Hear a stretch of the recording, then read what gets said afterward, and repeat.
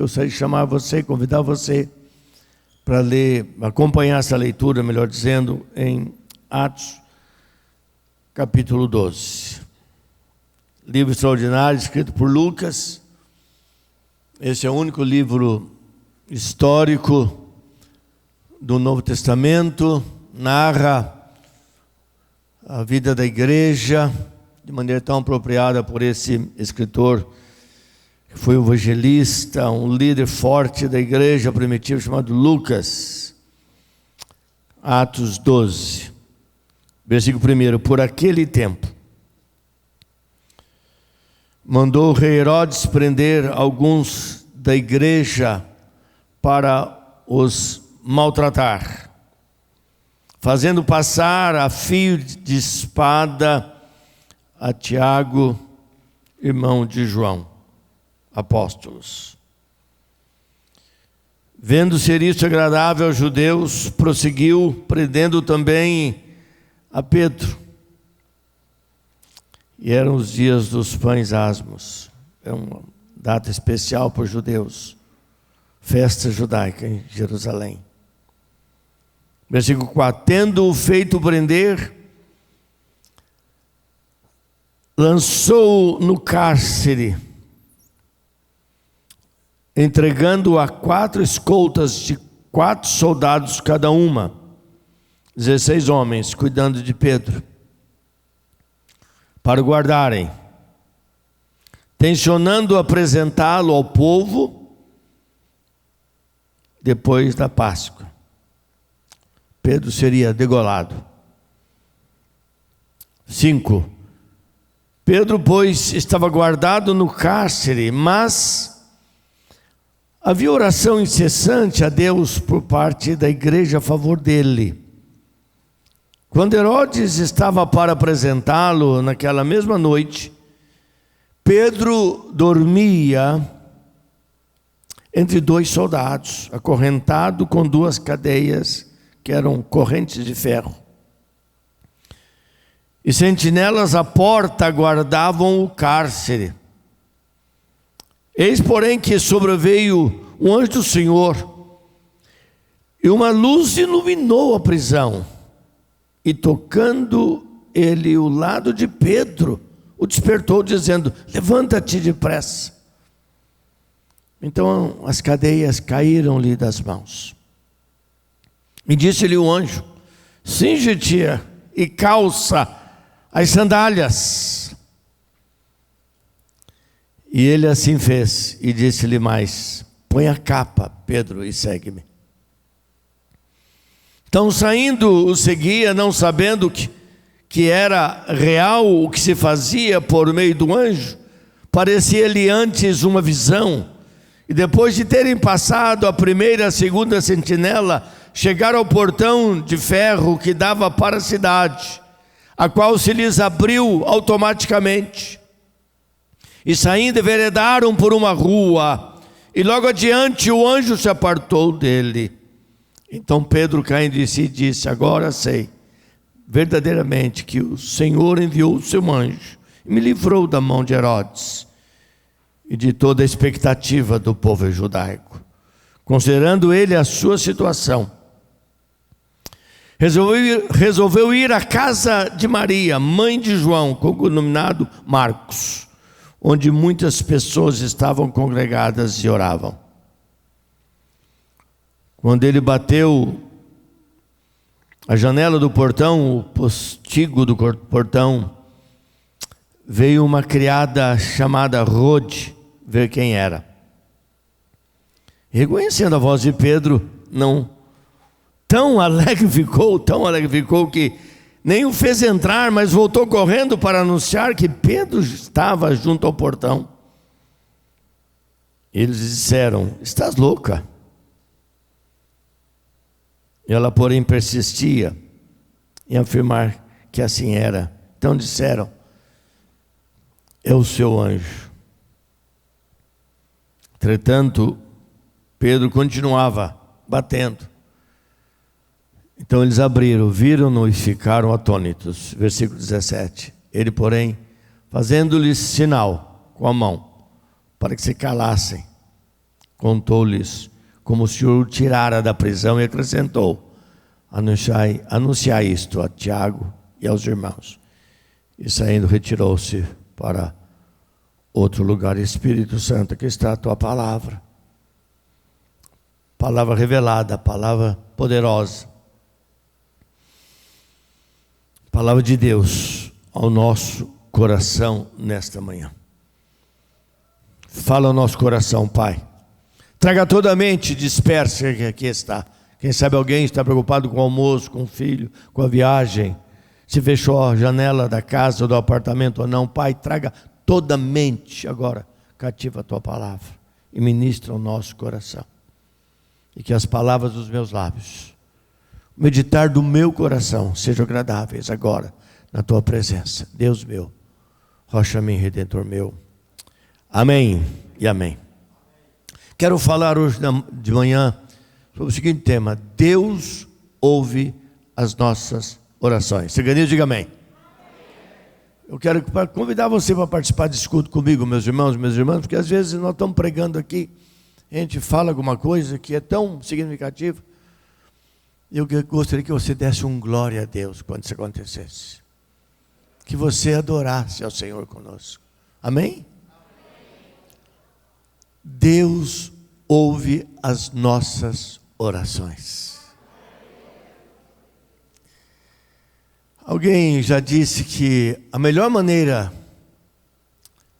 para colocar fogo na igreja, a melhor maneira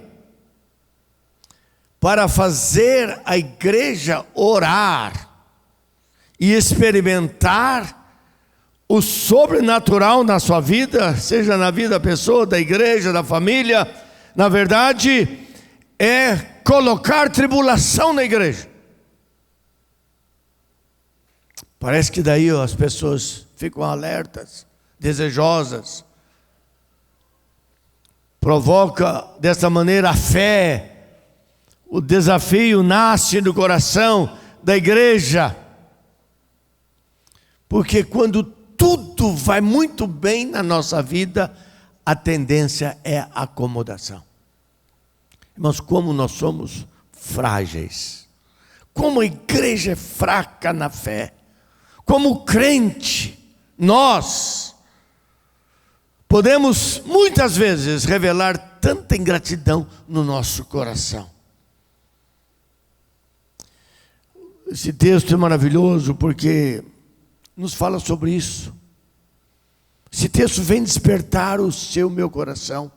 Irmãos, nós estamos vivendo, irmãs, um tempo que nós nunca vivemos antes aqui, nesses anos todos que eu estou aqui. Tanta gente doente ao mesmo tempo, tantas ameaças ao mesmo tempo, tanto sofrimento ao mesmo tempo, tanta insegurança ao mesmo tempo. Embora nada disso nos faz esquecer que estamos debaixo das mãos poderosas de um Deus que é Senhor soberano sobre todas as coisas. Nada foge à vontade de Deus. Deus, Ele não ignora nada, e Ele não deixa de saber nada. Nós sabemos disso. E nós temos que, irmãos e irmãs, que seja qual for o momento ou o contexto da nossa vida, da nossa casa, da nossa família, saber que não estamos sozinhos. Você perdeu uma grande oportunidade de dar um glória a Deus, porque Deus está conosco em todo o momento da nossa caminhada. Temos aprendido que o diabo, que é nosso inimigo, diz a Bíblia que o mundo jaz no maligno. O diabo, ele não para um momento sequer. Há muitas pessoas que não gostam que falam do diabo, elas não gostam que tratam do diabo porque tem medo dele. Mas nós sabemos que o inimigo, ele não sossega. Não sossega. Ele está sempre criando oportunidades, situações para gerar sofrimento. Mas ele, enquanto está trabalhando o Senhor já o derrotou, porque ele está debaixo dos pés do Senhor Segranizo. Diga amém. Sabe, meus irmãos, minhas irmãs, e é por isso que a igreja precisa desenvolver, nós como cristãos, de uma maneira cotidiana, não só na crise, mas em todo o caminhar da nossa vida, quando vai bem, quando não vai bem, quando a crise bate na nossa casa ou a enfermidade chega até nós, não importa a circunstância, continuamos crendo, sabendo que o Senhor, Ele cuida de nós. E o segredo da vida cristã é a oração. E nada e ninguém pode impedir o crente, a igreja, a família de orar. É dentro do nosso quarto, é lá no recôndito da nossa casa, é na nossa individualidade. Quem poderá nos impedir de orar? Quando lemos esse texto, extraordinário texto, versículo 1 até o 3 diz da intenção de Herodes, e aqui nesse caso foi Agripa, que houve o grande Herodes, o Agripa e o Antipas. O Herodes, o Agripa, neto do Herodes o Grande, que eram homens terríveis, homens que já no nascimento de Cristo planejou a morte dele, depois mandou matar João Batista, e agora a ordem de Agripa é fazer uma festa com a cabeça de Pedro, porque João o apóstolo já havia sido degolado. Esses Herodes, para ficarem bem com os judeus, para que os judeus pudessem fazer festa com eles e ter a simpatia política da época, eles perseguiam os cristãos, eles matavam os crentes, eles na verdade faziam perversidades. E agora, sabendo que Pedro era o grande líder da igreja primitiva, sabendo que Pedro era um homem importante, Pedro era um homem baixinho, de um vozeirão, um líder carismático, intempestuoso, às vezes inconsequente, mas um homem que fazia barulho. E certamente que a morte de Pedro ia fazer os judeus muito felizes, e Herodes do Agripa faria uma grande média com todos eles. E os primeiros versículos desse capítulo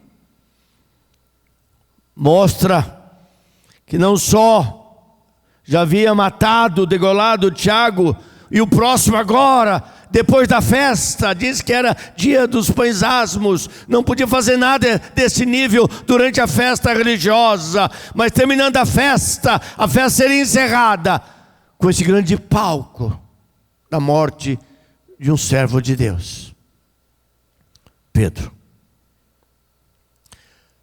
E esse texto extraordinário, eu não sei quantas vezes já preguei aqui nessa igreja e em outras igrejas, em Atos capítulo 12. Há um versículo chave nesse texto, que é o versículo 5, começando com uma adversativa. E diz o versículo 5: mas havia oração incessante pela igreja, na vida da igreja, a favor de Pedro. Irmãos, nós estamos passando semanas difíceis aqui.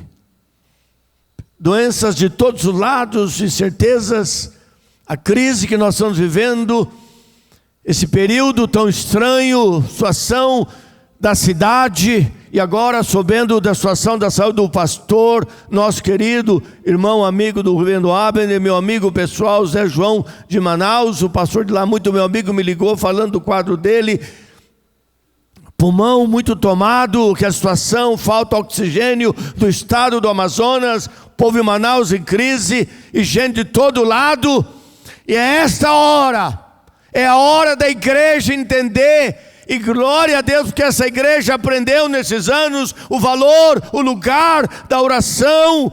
E nós sabemos que Deus ouve as nossas orações. Domingo, aquele Pentecoste, aqui durante o almoço, as orações constantes nas células, na torre de oração, 24 horas. Irmãos e irmãs, nós sabemos que Deus ouve as nossas orações. E muito mais do que isso, tem que gerar dentro de nós a expectativa dos milagres que Deus vai fazer. E nesta manhã, nós queremos celebrar milagres dessas vidas. Quando o homem diz que não dá, a medicina diz que não pode, Deus, que é todo poderoso, pode. Porque não tinha caminho para Pedro. Não tinha caminho para Pedro. 16 homens em volta de Pedro, 2 homens na porta da prisão. Era impossível. Mas Pedro sabia quem era o seu Deus. E diz o texto que ele dormia. Será que você estaria dormindo naquele contexto, meu irmão, minha irmã? Será que eu estaria dormindo naquele contexto? Mas o texto diz que Pedro dormia. Este é o momento que nós temos que aprender a dormir no meio do caos. E saber que Deus controla. Deus controla. João Calvino, comentando nesse texto, ele disse que o anjo podia ter pego Pedro e colocado lá na casa de Maria, mas não teria graça. Não teria graça. Alguém dizer que Pedro desapareceu, mas não foi assim. Os milagres foram acontecendo, o anjo chegou, entrou, e aqui é um processo maravilhoso, na verdade, nesse texto, quando fala a maneira como o anjo chega naquele lugar. E o milagre foi acontecendo, uma cristofania nesse texto. Cristo estava ali em forma de anjo, e ninguém vê. Ele é Espírito, Ele toca. Ele acendeu a luz divina naquele lugar. Ele falou. Pedro ouviu. Ele tocou. Pedro sentiu. Irmãos, num momento tão inseguro, tão difícil, temos que lembrar que Deus ouve as nossas orações. Eu creio nisso. Na verdade, irmãos, todos os anos que eu fui pastor, 45 anos, eu sempre criei nisso. Eu criei em coisas que ninguém conseguia crer. Porque eu creio nesse poder. E é isso que a Bíblia nos ensina. Sabe qual foi o segredo? A igreja estava orando. A igreja estava fazendo o que nós já fizemos aqui muitas vezes. O relógio de oração. Pessoas orando durante 24 horas. Cada um tinha o seu horário de orar. E aqui havia uma agenda. Havia uma agenda específica. Eram orações objetivas. Eram orações definidas. Eram orações com alvo. A igreja estava reunida na casa de Maria, a mãe de João Marcos. E Pedro dormia. Irmãos e irmãs, qual é a expectativa nesta manhã, nesse domingo de manhã, de Deus com relação à nossa vida de oração?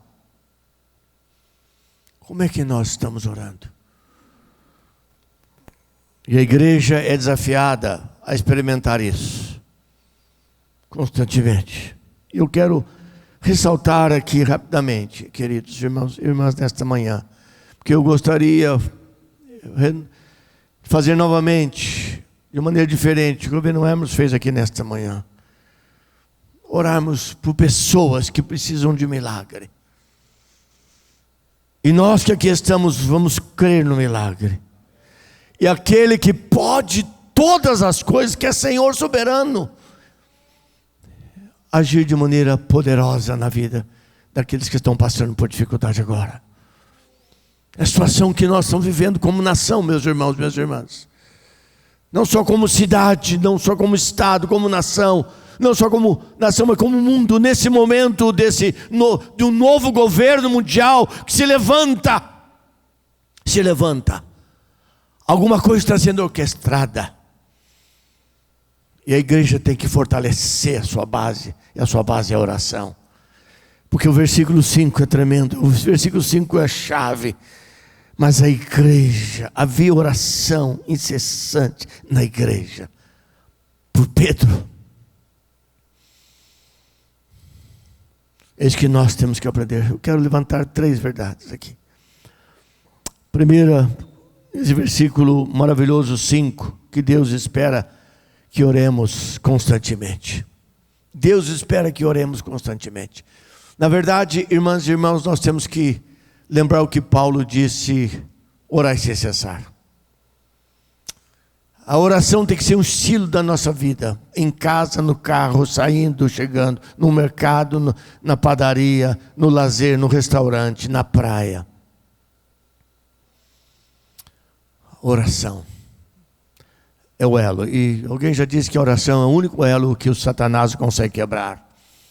Vida de oração, os homens de Deus. Nesse livro que Deus me deu a benção de escrever, eu trato, num capítulo, eu falo sobre a urgência da oração. Algumas ideias, porque não é um livro sobre oração, é um capítulo sobre oração. É impossível a igreja, o crente viver sem oração. Porque o milagre vem como fruto da oração, o sobrenatural é resultado da oração. É quando oramos, é quando olhamos para o Senhor, confiamos nele, que o milagre vem. O milagre não veio, o milagre não aconteceu, o milagre vem, o milagre acontece. Jesus é o mesmo ontem, hoje, será o mesmo eternamente. Diz glória a Deus. É o mesmo. Deus espera que oremos constantemente. Oração não pode ser uma opção. Quantas vezes, meus irmãos, minhas irmãs, a oração tem sido uma opção na sua vida? Nós temos aqui uma torre de oração. 24 horas de oração. Eu queria ver disputa, ver que está faltando alguém, esperando que alguém desistisse para o outro entrar no lugar. É um desejo, há uma necessidade na torre de oração. Porque muitas vezes nós falamos, mas nós não praticamos. Achamos difícil orar. E não é de estranhar isso. Jesus falou para os seus discípulos: vocês não conseguem ficar 1 hora de oração comigo, seus incrédulos.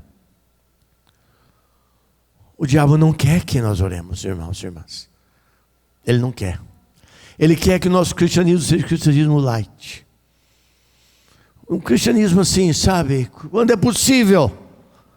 Quando é possível. Nessa pandemia, a gente pôde perceber que muita gente sumiu. Muita gente sumiu, mas por que esse distanciamento?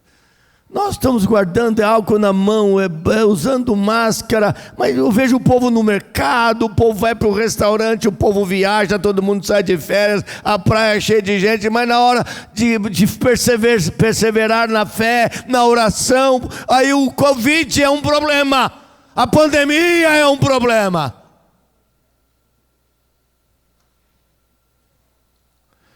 Nós estamos muito na rama. Você que está aqui não, porque você está aqui.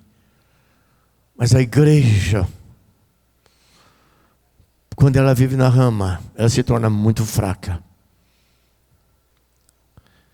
E ela passa. Olha para a Europa. O secularismo entrou, o liberalismo teológico nos púlpitos, ninguém fala mais de milagre. O que eu prego aqui, não se pregou lá há muitos anos, não se prega. Olha os Estados Unidos. As igrejas estão decrescendo. 70% das igrejas americanas históricas, 70%, ou estão fechando ou estão diminuindo. Não tem grandes batismos, não há conversões. E nós ouvimos a voz de Satanás. A cultura mudou.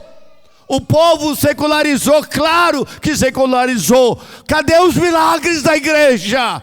Qual a igreja que permanece na oração, como a igreja de Atos dos Apóstolos? A noite inteira na oração. A necessidade surgiu, mas o povo caiu de joelhos em oração. Cadê a oração da igreja? O milagre não existe. A igreja enfraquece. Pastores começam a arrumar um outro emprego, dividir o seu tempo. E nesse livro eu falo sobre isso. Se o Brasil não quiser experimentar o que está acontecendo no mundo, especialmente Europa e Estados Unidos, por causa da frieza da igreja, a igreja brasileira vai passar por isso. Versículo 5. Pedro estava ali debaixo da oração da igreja. Deus espera aqui, irmãos, cada um de nós. Deus espera que oremos constantemente. Por que a igreja cresceu na Coreia? Oração de madrugada. 5 horas da manhã, cai neve, com neve, sem neve, com carro, sem carro, com greve, sem greve ou com greve. Milhares de pessoas vão orar. Nada acontece em oração, porque Deus ouve as nossas orações. Que Deus diga amém. Apocalipse 3,16 fala do morno, do crente morno, da igreja morna. E Jesus, ele reclama do morno. Jesus falou para que você fosse frio ou então quente. Se você não pode ser quente, seja frio, porque uma hora você pode pegar fogo. Mas o morno não. O morno, ele se dá por contente. Ele não é frio, não é quente. Ele se dá por contente, ele não é nada. E Jesus disse que esses ele vai vomitar da boca dele. Apocalipse 3,16. Jesus condena a fé do morno. Oração. Mas também, irmãos, o versículo 7 fala que Deus espera que nós, cada um de nós, que nós possamos crer que Deus faz o que nós não podemos fazer. Nós temos que crer nisso todo dia. Deus, nós temos que crer que Ele faz o que nós não podemos fazer. A igreja não podia fazer nada e não entrar lá dentro e arrancar Pedro de lá. Mas a igreja podia orar. Mas quem podia arrancar Pedro de lá? Ele estava 4 escoltas, 4 homens o tempo todo. Eles tiveram que ouvir o ronco de Pedro o tempo todo. E Pedro dormia.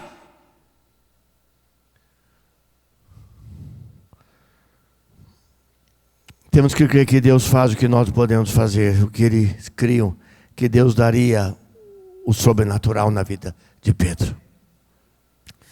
Sabe, meus irmãos, minhas irmãs, no vocabulário da oração não existe os impossíveis. No vocabulário da oração não existe, isso não dá certo. No vocabulário da oração não existe, não vai funcionar. Porque é a fé que está imbuída na nossa oração. E o milagre vem como fruto desta oração. Então, quando nós estamos orando, nós estamos crendo que Deus pode fazer o sobrenatural acontecer. E em terceiro e último lugar, o versículo 8 do texto deixa muito claro. E o versículo 8 diz assim: disse o anjo, cinge-te, Pedro, isso é, vista-se, Pedro, coloque roupa, coloque suas sandálias, calça as sandálias. Ele pede 3 coisas para Pedro, e você vai colocar agora a capa, Pedro. Nós vamos sair para a rua, está frio lá de fora, você vai preparado, vamos embora, Pedro. E diz a ele naquele exato momento: O que a palavra de Deus está dizendo? Nós vamos ter a consciência daquilo que nós podemos e devemos fazer, nós temos que fazer. Não tinha como o anjo colocar as sandálias, calçar as sandálias, nem colocar roupa e nem aquela capa. Ele que teria que fazer. E ele levanta e ele ouve a voz do anjo. Há coisas que Deus faz, há outras que nós fazemos. É a consciência de que Deus não fará aquilo que nós podemos fazer e nós devemos fazer. É impressionante que aqui ressaltam 3 aspectos que neste encontro do anjo, que é o próprio Cristo com Pedro. No versículo 8. Primeiro, no versículo 8, ele diz que ele tem que ter obediência. E quando o anjo falou, Pedro não duvidou. Pedro começou, na verdade, a se vestir. Enfiou os pés nas suas sandálias. Pegou a sua capa que está pendurada do lado. É o que diz o texto. E era para segui-lo. Não pode dizer nenhuma palavra. Quando a palavra de Deus diz, é para obedecer, obediência. Em segundo lugar, o versículo fala que tem que haver reconhecimento daquilo que Deus faz na nossa vida. Olha o versículo 11, quando então ele caiu em si, ele já estava do lado de fora, ninguém viu eles saírem. Diz Pedro: agora sei verdadeiramente, que o Senhor enviou o seu anjo e me livrou das mãos de Herodes, de toda a expectativa do povo judaico. Aqui há um reconhecimento da ação de Deus, como o Senhor age na nossa vida. É dar graças a Ele, é reconhecer o seu poderio na nossa própria vida. É Ele quem faz, e quando Ele faz, ninguém desfaz. Pedro conheceu aquela região onde ele estava. Ele sabia que ali próximo morava Maria. Ali a igreja reunia na casa. Exatamente o que ele fez. E o versículo 12 diz, versículo 12: considerando ele a sua situação, resolveu ir à casa de Maria, mãe de João, cognominado Marcos, onde muitas pessoas estavam congregadas. Elas estavam reunidas, elas estavam adorando o Senhor, e ele foi lá para testemunhar. E diz o texto, vocês ouviram, ele batia no postigo. Postigo é uma janela de um portão. Em vez de abrir o portão, abre uma portinhola, portinha pequena. Ele batia. E veio a empregada Rode, e ele falava. E ela fica tão impactada com a resposta da oração, que em vez de abrir, ela ficou perdida, ficou maluca da cabeça e voltou para falar: é Pedro, é Pedro. E Pedro entra, alguém volta, abre a porta.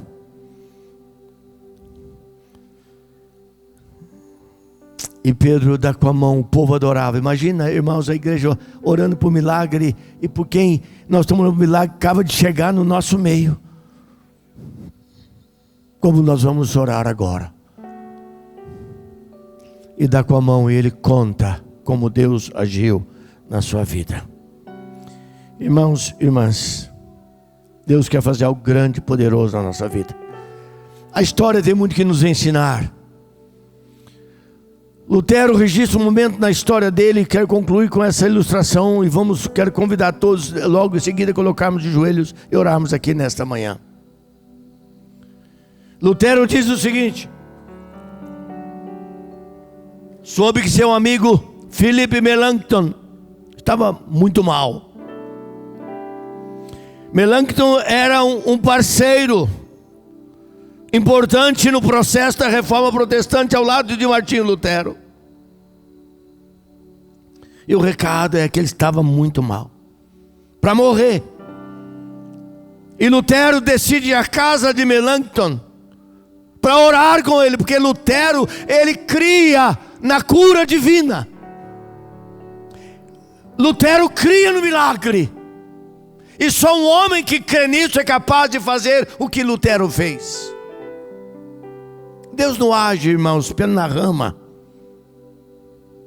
Deus quer ver em nós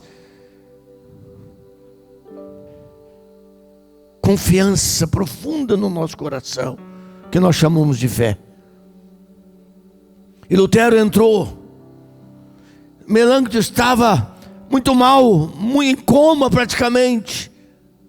Não respondia mais. Ele se coloca de joelhos ao lado de Melancton, coloca sua mão sobre a cabeça de Melancton e faz a oração da fé, repreende a morte e pede a cura na vida do seu amigo, companheiro na Reforma Protestante. E Melancton desperta e diz assim: me deixe ir para Deus em paz. E Lutero falou: não, Melancton, você não vai para lugar nenhum.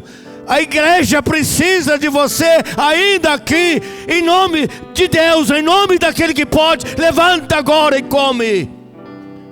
E diz, irmãos, a história que Melancton se levanta, come, sarou, e foi um homem precioso no processo da Reforma Protestante. Porque quando invocamos o nome daquele que pode todas as coisas, que é o Todo-Poderoso, aquele que age por nós, Ele gera grandes milagres. É isso que Ele quer fazer na nossa vida. Irmãos, a oração pode todas as coisas.